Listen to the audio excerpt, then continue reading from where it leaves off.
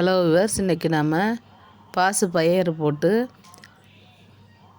காரக்குழம்பு வைக்க போகிறோம். புளி ஊற்றி அதுக்கு எலுமிச்ச அளவு புளி போட்டிருக்கேன்.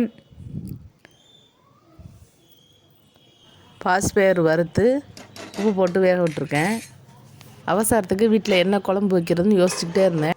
பாசி பயிறு இருந்தது, அதை போட்டு ஒரு சிம்பிளாக குழம்பு வச்சிடலான்னு முடிவு பண்ணிட்டேன்.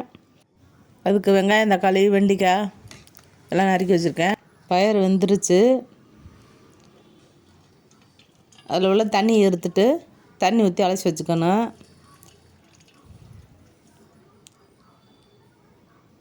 தண்ணி ஊற்றி அப்புறம் அலசிக்கிடுவோம். சட்டி வச்சு எண்ணெய் ஊற்றிட்டேன். காஞ்சிருச்சு எண்ணெய். வெந்தயம் 2, ஜீரகம் 2 போட்டுக்கிறேன்.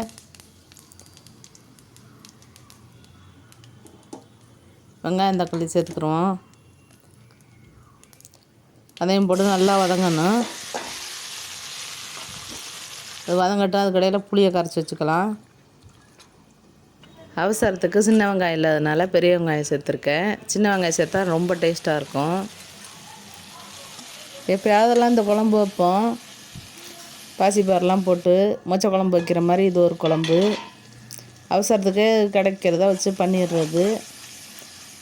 இது நல்லா டேஸ்ட்டாகவும் நல்லாவும் இருக்கும். உடம்புக்கு ரொம்ப நல்லது கூட.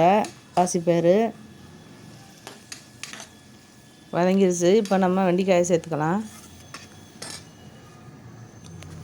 இது கூட முருங்கைக்காய் 2 இருந்துச்சு, அதையும் நறுக்கி வச்சுருக்கேன். கொஞ்ச நேரம் மூடி வச்சு வதக்கலாம். வதங்கிடுச்சு. இப்போ முருங்கைக்காயை சேர்த்துக்கலாம்.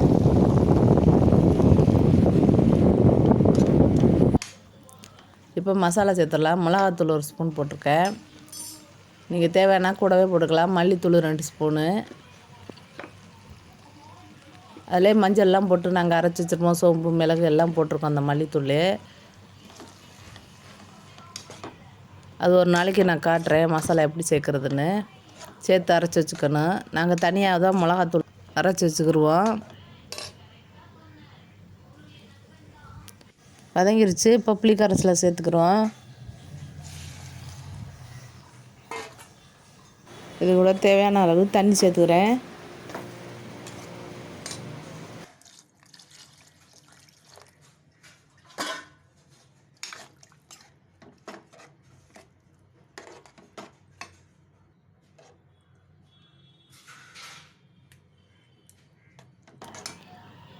உப்பு சேர்த்துக்கிறேன்.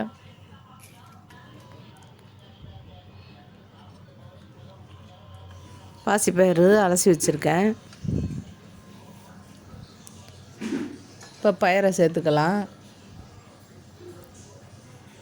தண்ணியை வடிச்சிட்டு சேர்த்துக்கிறேன்.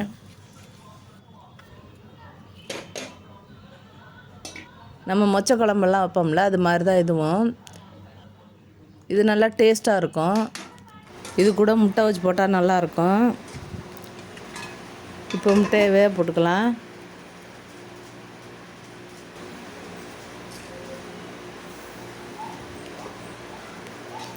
இப்போ குழம்பு நல்லா கொதிச்சிருச்சு.